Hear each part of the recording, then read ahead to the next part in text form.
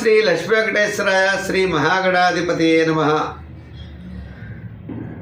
మనకి భాద్రపద మాసంలో శుక్లపక్షంలో చతుర్థి అంటే చవితి నాడు మనం వినాయకుడిని అర్చిస్తూ ఉంటాం.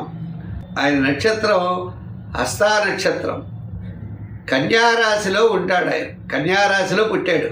కన్యారాశికి అధిపతి ఎవరయ్యా అంటే గ్రీన్ కాబట్టి, ఆకుపచ్చ కాబట్టి మనం ఆయన్ని దళాలతో పూజిస్తాం, ఆకుపచ్చ దళాలు.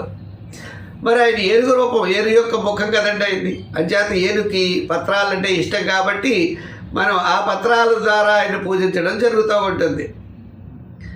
అయితే మరి ఈ గణపతి నవరాత్రుల్లో పూజించడం వల్ల ఏమి లాభం ఉంటుందని చాలామందికి ఉంటుంది. గణపతి ఒక దైవ స్వరూపం కదా అని కాదు.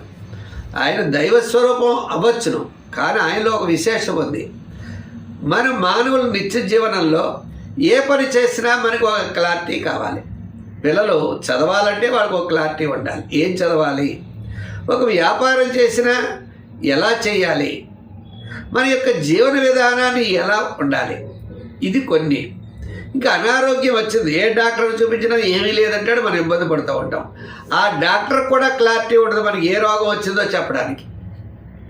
మరి ఇటువంటి పరిస్థితుల్లో ఆ డాక్టర్ ఇచ్చిన మందు మనకు పట్టేటాలన్నా, ఆ రోగం మనం తెలుసుకోవాలన్నా క్లారిటీ అనేది చాలా అవసరం. అంటే స్పష్టత, ఆ స్పష్టతే లోపిస్తుంది జనానికి. ఒకటి అర్థం చేసుకోలేక, స్పష్టత లేక విరోధాలు వస్తాయి. ఒకళ్ళు అర్థం చేసుకోలేక అనేక రకాల ఇబ్బందులు పడుతూ ఉంటాం. అధికారులతో ఇబ్బంది, సమాజంలో ఇబ్బంది, భార్యాభర్తల ఇబ్బంది, ఇంకెవరు చెప్పండి.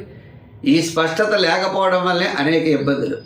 ఆ స్పష్టతని ఇచ్చేవాడే వినాయకుడు.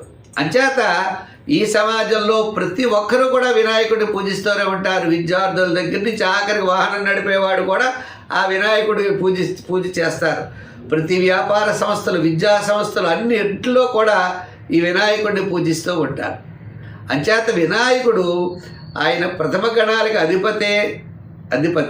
అంచేత మొట్టమొదటి ఆయన మనం పూజించాలి. ఇంకొక సులభమైన విషయం తెలియజేస్తా.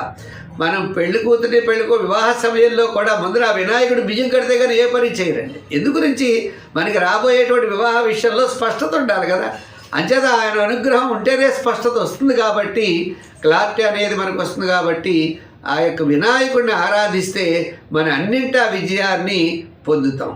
అయితే ఆయనకి బాగా ఇష్టమైనవి ఏమిటయా అంటే గరికి గడ్డి చాలా ఇష్టం, బెల్లం మొక్క చాలా ఇష్టం, అటుకులు చాలా ఇష్టం, పిల్లల వస్తువులే, కుడుములు, ఉండ్రాళ్ళు ఇవన్నీ.